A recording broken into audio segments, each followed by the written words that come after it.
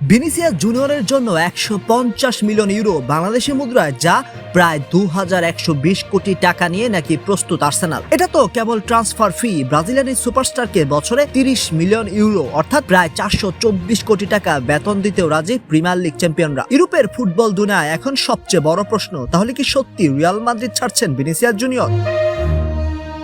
গত কয়েকদিন ধরে স্পেন ও ইংল্যান্ডের একাধিক সংবাদ মাধ্যম জানাচ্ছে আর্সেনাল ইতিমধ্যে ভিনিসিয়াসের প্রতিনিধিদের সঙ্গে ব্যক্তিগত শর্ত নিয়ে নীতিগত সমঝোতায় পৌঁছেছে। তবে এখনো সবচেয়ে বড় বাধা রিয়াল মাদ্রিদ, কারণ স্প্যানিশ জায়ান্টরা এখনো আনুষ্ঠানিকভাবে তাদের ব্রাজিলিয়ান তারকাকে বিক্রি করতে রাজি নয়।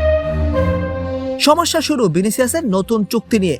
তার বর্তমান চুক্তির আর মাত্র 1 বছর বাকি। রিয়াল মাদ্রিদ বেশ কয়েকবার নতুন চুক্তির প্রস্তাব দিলেও তিনি এখনো তাতে স্বাক্ষর করেননি। বিভিন্ন প্রতিবেদনের দাবি, বর্তমানে বছরে প্রায় 18 মিলিয়ন ইউরো অর্থাৎ প্রায় 254 কোটি টাকা আয় করা ভিনিসিয়াস নতুন চুক্তিতে বছরে 30 মিলিয়ন ইউরো কাছাকাছি পারিশ্রমিক চান। কিন্তু রিয়াল মাদ্রিদ তাদের বেতন কাঠামো ভাঙতে নারাজ। সবচেয়ে মতবিরোধের জায়গা সাইনিং বোনাস এবং মোট আর্থিক প্যাকেজ।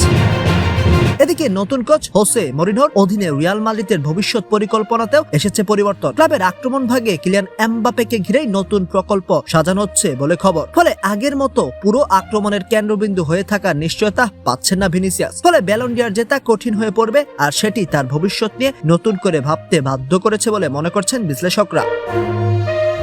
অন্যদিকে আর্সেনাল কোচ মিকেল আর্তেতা দীর্ঘদিন ধরেই বিশ্বমানের একজন লেফট উইঙ্গার খুঁজছেন। লিয়ান্ড্রো ট্রোসার্ডের বিদায় এবং গ্যাব্রিয়েল মার্টিনেলির ভবিষ্যৎ নিয়ে অনিশ্চয়তার মধ্যেই ভিনিসিয়াসকে ক্লাবের ড্রিম সাইনিং হিসেবে দেখা হচ্ছে। তবে তার বিশাল বেতন আর্সেনালের বর্তমান বেতন কাঠামোর উপর বড় প্রভাব ফেলতে পারে বলেও মত রয়েছে।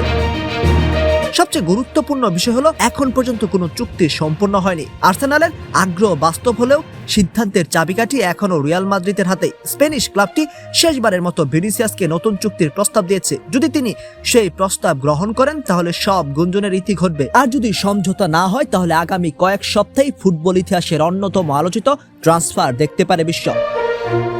অর্থাৎ ভিনিসিয়াস জুনিয়রের আর্সেনালে যাওয়ার সম্ভাবনা এখনো রয়েছে। তবে এটাও সত্য, রিয়াল মাদ্রিদ এখনো তাকে ধরে রাখাকে অগ্রাধিকার দিচ্ছে। তাই শেষ পর্যন্ত ভিনিসিয়াসের ভবিষ্যৎ নির্ধারণ করবে একটি স্বাক্ষর। সেটি হবে নতুন চুক্তিতে নাকি ইতিহাস গড়া এক রেকর্ড ট্রান্সফারে। আপনি কি মনে করেন, ভিনির কি রিয়াল মাদ্রিদে থেকে যাওয়া উচিত নাকি আর্সেনালে যাওয়া ভালো সিদ্ধান্ত?